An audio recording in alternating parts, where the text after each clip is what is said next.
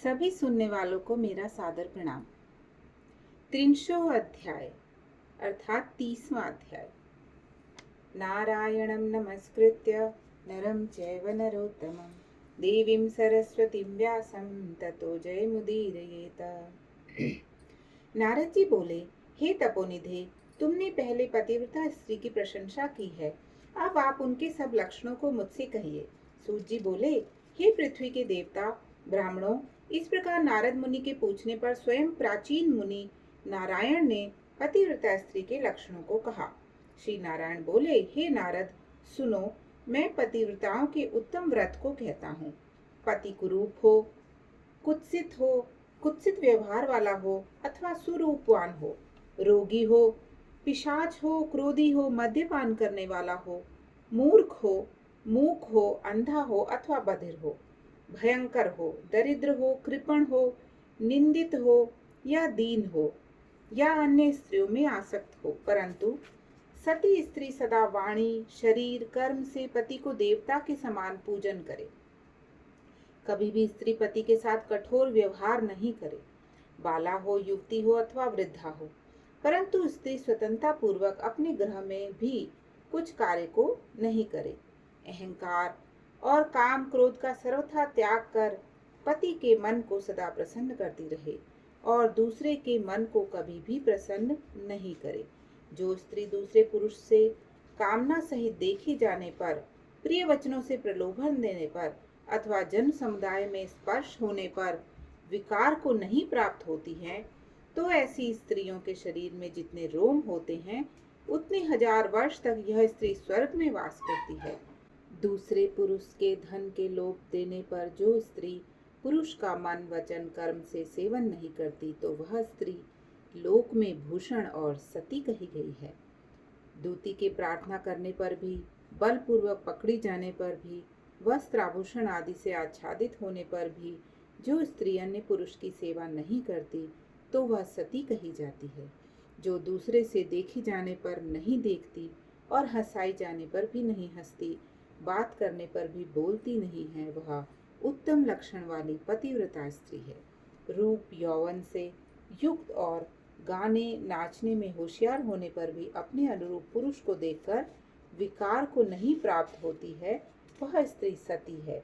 सुरूपवान, जवान, मनोहर, कानिनियों का प्रिय ऐसे पर पुरुष के मिलने पर भी जो स्त्री इच्छा नहीं करती है, तो वह महासती कही गई है।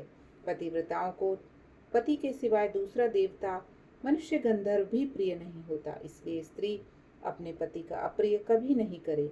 जो पति के भोजन करने पर भोजन करती है, दुखित होने पर दुखी होती है, प्रसन्न होने पर अत्यंत प्रसन्न होती है, परदेश जाने पर मैला वस्त्र को पहनती है, जो पति के सो जाने पर सोती है और पहले जागती है, पति के मरने पर अग्नि में प्रवेश करती है, जो दूसरे को चिंत से नहीं चाहती है, वह पतिव्रता स्त्री है। सास ससुर में भक्ति करती है और विशेष करके पति में भक्ति करती है। धर्म कार्य में अनुकूल रहती है, धन संचय में अनुकूल रहती है, गृह के कार्य में प्रतिदिन तत्पर रहने वाली है। खेत से, वन से, ग्राम से पति के आने पर स्त्री उठकर आसन और जल देकर प्रसन्न करे, नित्य प्रसन्न मुद्रा में रहे, समय पर भोजन देवे, भोजन करते समय कभी भी खराब वाणी न कहे, गृह में प्रधान स्त्री सदा आसन, भोजन, दान, सम्मान, प्रिय भाषण में तत्पर रहे, गृह के खर्च के लिए स्वामी ने जो धन दिया है उससे घर के कार्य को करके बुद्धिपूर्वक कुछ बचा लेवे, दान के लिए दिए हुए धन में से लोभ करके कुछ को बचा लेवे और बिना पति की आज्ञा के अपने बंधुओं को धन नहीं देवे। दूसरे के साथ बातचीत, असंतोष, दूसरे पुरुष के व्यापार की बातचीत, अत्यंत हंसना, अत्यंत रोष और क्रोध को पतिव्रता स्त्री छोड़ देवे। पति जिस वस्तु का पान नहीं करता, जिस वस्तु को नहीं खाता, जिस वस्तु का भोजन नहीं करता, उन सब वस्तुओं का पतिव्रता स्त्री त्याग करे। तेल लगाना, स्नान, शरीर में उपटन लगाना, दांत की शुद्धि पतिव्रता स्त्री पति की प्रसन्नता के लिए करे। हे मुने, त्रेता युग से स्त्रियों को प्रतिमास रजो दर्शन होता है। उस दिन से 3 दिन त्याग कर गृह कार्य के लिए शुद्ध होती हैं। प्रथम दिन चांडालिनी है, दूसरे दिन ब्रह्मघातिनी है, तीसरे दिन रजकी हैं, चतुर्थ दिन शुद्ध होती हैं। स्नान, शौच, गाना, रोदन, हंसना, सवारी पर चढ़ना, मालिश, स्त्रियों के साथ जुआ खेलना, चंदन आदि लगाना, विशेष करके इन दिनों में शयन दतुन करना, मानसिक अथवा वाचिक मैथुन करना, देवता का पूजन करना, देवताओं को नमस्कार, रजस्वला नहीं करे, रजस्वला का स्पर्श और उसके साथ बातचीत नहीं करे, रजस्वला 3 रात तक अपने मुख को नहीं दिखाए, जब तक शुद्धि स्नान नहीं करे तब तक अपने वचनों को नहीं सुनावे।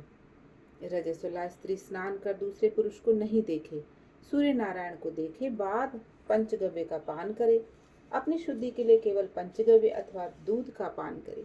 श्रेष्ठ स्त्री कहे हुए नियम में स्थिर रहे।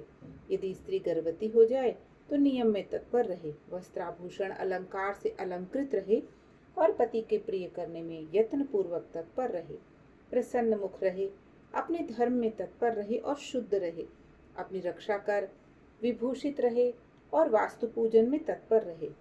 खराब स्त्रियों के साथ बातचीत न करे, सूख की हवा शरीर पर न लगने दे, मृत वस्त्रा आदि का संसर्ग दूसरे के यहाँ भोजन गर्भवती स्त्री को नहीं करना चाहिए, भद्दी चीज को भी नहीं देखे, भयंकर कथा को भी नहीं सुने, गरिष्ठ और अत्यंत उष्ण भोजन नहीं करे और अजीर्ण न हो ऐसा भोजन करे। इस विधि से रहने पर पतिव्रता स्त्री श्रेष्ठ पुत्र को प्राप्त होती है। अन्यथा गर्भ गिर जाए अथवा स्तंभन हो जाए, अपने गुणों से हीन दूसरी सौत की निंदा नहीं करे, ईर्ष्या राग से होने वाली मत्सरता आदि के होने पर भी सौत स्त्री परस्पर में अप्रिय वचन नहीं कहे, दूसरे के नाम का गान ना करे, दूसरे की प्रशंसा नहीं करे, पति से दूर वास नहीं करे किंतु पति के समीप वास करे और पति के कहे हुए स्थान में पृथ्वी पर पति के सामने मुख करके वास करे, स्वतंत्रता पूर्वक दिशाओं को ना देखे और दूसरे पुरुष को नहीं देखे, विलास पूर्वक पति के मुख कमल को देखे, पति से कही जाने वाली कथा को आदर पूर्वक स्त्री श्रवण करे, पति के भाषण के समय स्वयं स्त्री बातचीत करे, पति के उत्साह पूर्वक गाने के समय स्त्री प्रसन्न चित्त से श्रवण करे, गाते हुए पति को देखकर स्त्री आनंद से मग्न हो जावे, पति के समीप व्यग्र चित्त से व्याकुल नहीं बैठे, कलह के योग्य होने पर भी पति के साथ स्त्री कलह न करे, पति से भत्सृत होने पर, निंदा की जाने पर, ताड़ित होने पर भी पतिव्रता स्त्री व्यथित न हो, होने पर भी भय छोड़कर पति को कंठ से लगावे, ऊंचे स्वर से रोदन न करे और पति को कोसे नहीं, स्त्री अपने गृह से बाहर भाग कर ना जावे और ना ही यदि बंधुओं के यहाँ उत्सव आदि में जाए तो पति की आज्ञा लेकर जाए और अध्यक्ष से रक्षित होकर जाए, वहां अधिक समय तक वास न करे, पतिव्रता स्त्री अपने घर को लौट आवे, पति की विदेश यात्रा के समय अमंगल वचन को न बोले, निषेध वचन से मना न करे और उस समय रोदन न करे, पति के देशांतर जाने पर नित्य उपटन न लगावे और जीवन रक्षा के लिए स्त्री निंदित कर्म को न करे, ससुर सास के पास शयन करे, अन्यत्र शयन न करे और प्रतिदिन प्रयत्न पूर्वक पति के समाचार की खोज लेती रहे, पति के कल्याण समाचार मिलने के लिए दूत को भेजे और प्रसिद्ध देवताओं के समीप मांगलिक याचना करे, पति के प्रदेश जाने पर पतिव्रता स्त्री इस प्रकार के कार्यों को करे, अंगों को न धोना, मलिन वस्त्रों को धारण करना, तिलक न लगाना, आंचन न लगाना, सुगंधित पदार्थ माला आदि का त्याग, नख बाल का संस्कार न करना, दांतों में मिस्सी आदि नहीं लगाना, ऊंचे स्वर से हंसना, दूसरे से हंसी, दूसरे की चाल व्यवहार का विशेष रूप से चिंतन करना, स्वच्छंद भ्रमण करना, दूसरे पुरुष के अंगों का मर्दन करना, एक वस्त्र से घूमना, लज्जा रहित होकर चलना इत्यादि दोष स्त्रियों को अत्यंत दुख देने वाले कहे गए हैं। ग्रह के कार्यों को करके हरदही लेपन से और शुद्ध जल से शरीर को शुद्ध कर स्वच्छ श्रृंगार को करे, खिले हुए कमल के समान प्रसन्न मुख होकर पति के पास जाए। स्त्री के इस व्यवहार से युक्त और मन वचन शरीर से युक्त स्त्री पति के से बुलाई जाने पर ग्रह के कार्य को छोड़कर शीघ्र पति के पास जाए और कहे कि हे स्वामिन किस लिए बुलाया है, कृपा पूर्वक कहें। द्वार पर अधिक समय खड़ी न होए, द्वार का सेवन न करे, स्वामी से मिली हुई चीज दूसरे को कभी न देवें, पति के उच्छिष्ट मीठी अन्न फल आदि को यह महाप्रसाद है कहकर निरंतर प्रसन्न रहें, सुख से सोएं, सुख से बैठे, स्वेच्छा से रमण करते हुए और आतुर कार्यों में पति को नहीं उठावें, अकेली कहीं न जाएं। पति से द्वेष करने वाली स्त्री को पतिव्रता न समझे। उलूखर, मूसल, झाड़ू, पत्थर, यंत्र, देहली पर पतिव्रता कभी ना बैठे। तीर्थ स्नान की इच्छा करने वाली स्त्री पति के चरण जल को पीवे। स्त्री के लिए शंकर से भी अथवा विष्णु भगवान से भी अधिक पति कहे गए हैं। जो स्त्री पति का वचन न मानकर व्रत उपवास नियमों को करती है, वह पति के आयुष्य का हरण करती है और मरने के बाद नरक को जाती है। किसी कार्य के लिए कहीं जाने पर जो स्त्री क्रोध कर पति के प्रति जवाब देती है, वह ग्राम में कुतिया होती है और निर्जन वन में सियारनी होती है। स्त्रियों के लिए एक ही उत्तम नियम कहा गया है कि स्त्री सदा पति के चरणों का पूजन करके भोजन करे। जो स्त्री पति का त्याग कर अकेली मिठाई खाती है, वह वृक्ष के खोंडरे में सोने वाली क्रूर उलूकी होती है। जो स्त्री पति का त्याग कर अकेली एकांत में फिरती है, वह ग्राम में सुकरी होती है अथवा अपनी विष्ठा को खाने वाली गो होती है। जो स्त्री पति को हुंकार कहकर अप्रिय वचन बोलती है, वह मूक अवश्य होती है। जो अपनी सौत के साथ सदा ईर्ष्या करती है, वह दूसरे जन्म में दुर्भगा होती है।